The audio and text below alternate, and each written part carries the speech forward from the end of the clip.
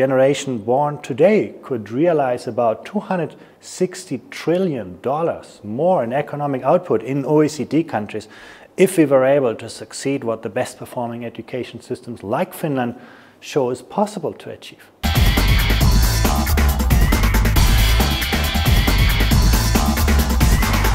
If you look to Finland in Europe, to Canada in North America, to Japan and Korea in Asia, those systems show today that it's possible to achieve those outcomes. They have very high aspirations. They back that up with very strong support systems for school. They give schools room to maneuver. They have systems of intelligent accountability to intervene when things go wrong. And they basically have very open and flexible education systems.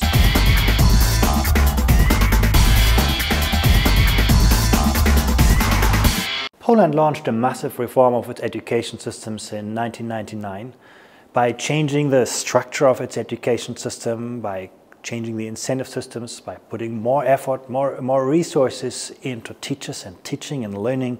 And the results are quite spectacular. Often we are held back by imagining that educational reform takes so long to complete. But the example of Poland shows that in a reasonable time frame, you can actually achieve a lot. We see that at many schools. We see that in a country like Finland that in the 1960s was also just an average performer.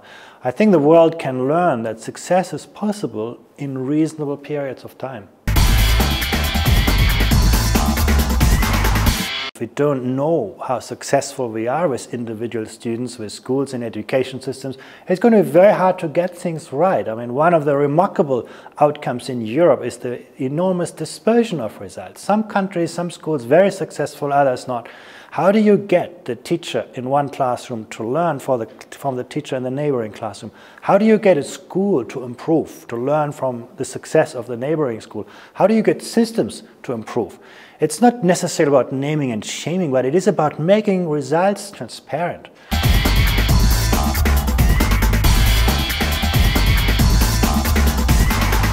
Improved performance in education will have a huge impact on the economic success of European countries. What the study, however, also shows that it's not the quantity of education, but the quality of learning outcomes that drives those improved economic outcomes. So it will be very, very important for Europe to specify its future target, not just in terms of getting more people through the school systems, but in terms of real improved learning outcomes. That's going to be the key to success.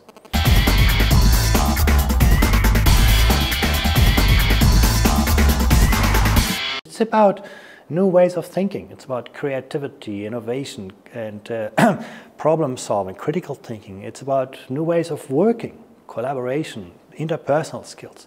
It's about new tools for working, information technology. How do we get people to capitalize on the potential of new technology? And very important, how do we live in an increasingly heterogeneous world, in a world that's changing fast, where we need to find our right positions? I mean, it's specifying goals in education in those terms, not just what we have done in the past, but the kind of skills that matter for our future.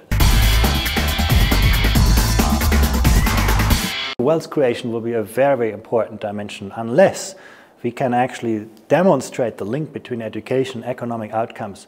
Education will remain a footnote in the discussion of finance ministers, but it's only one dimension. I think we need to look at social outcomes much more broadly. It's human capital, it's social capital, it's economic capital. We need to look at those kinds of interrelationships. Those kinds of interrelationships determine the progress of societies, and I think making those visible, making them clear, I think is going to be very, very important.